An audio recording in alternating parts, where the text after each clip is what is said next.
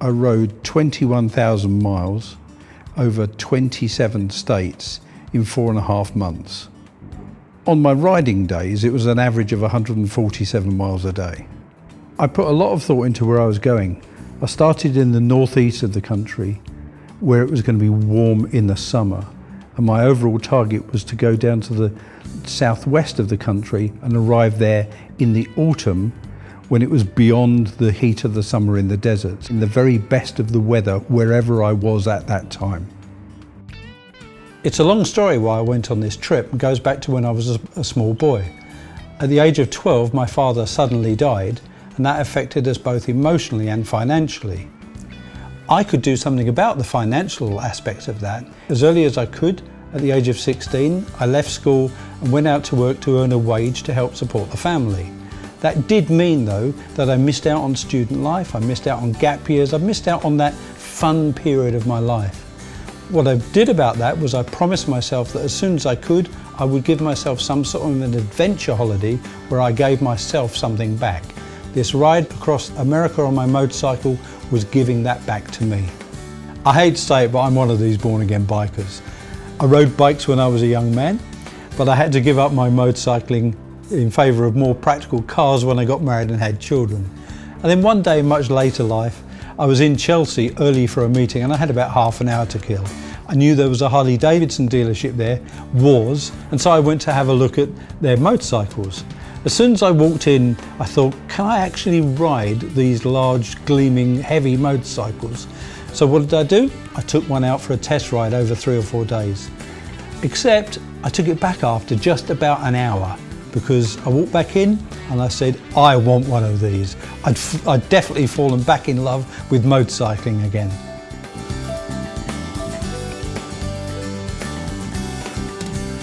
So it was one Christmas I was really enjoying spending time with the family, and I wasn't looking forward to going back to work on a cold January morning. So I decided to do something about my longing for adventure, and I just went for it. I decided to retire and go on this adventure that I have wanted to do for so many years.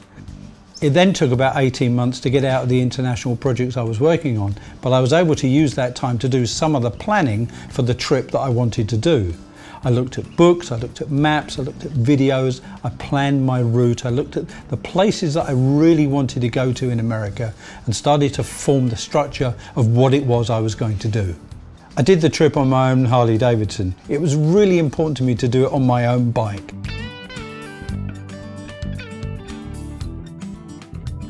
The journey was everything I thought it would be, and more.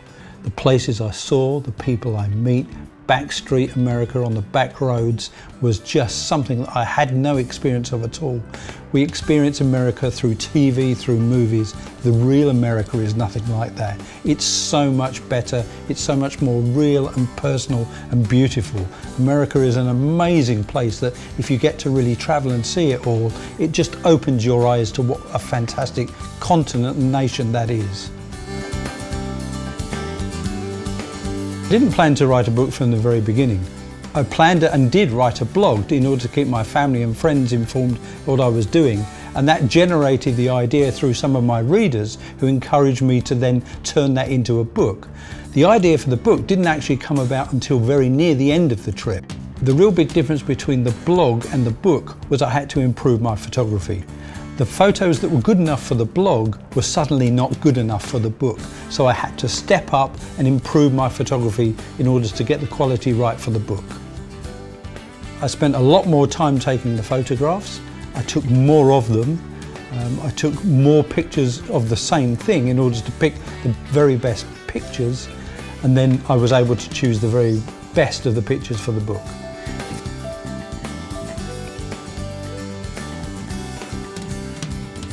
I wanted to record what I'd done so that I could remember it myself and that I could give it to my family and for future generations to think, who was that old man who once went on that motorcycle ride?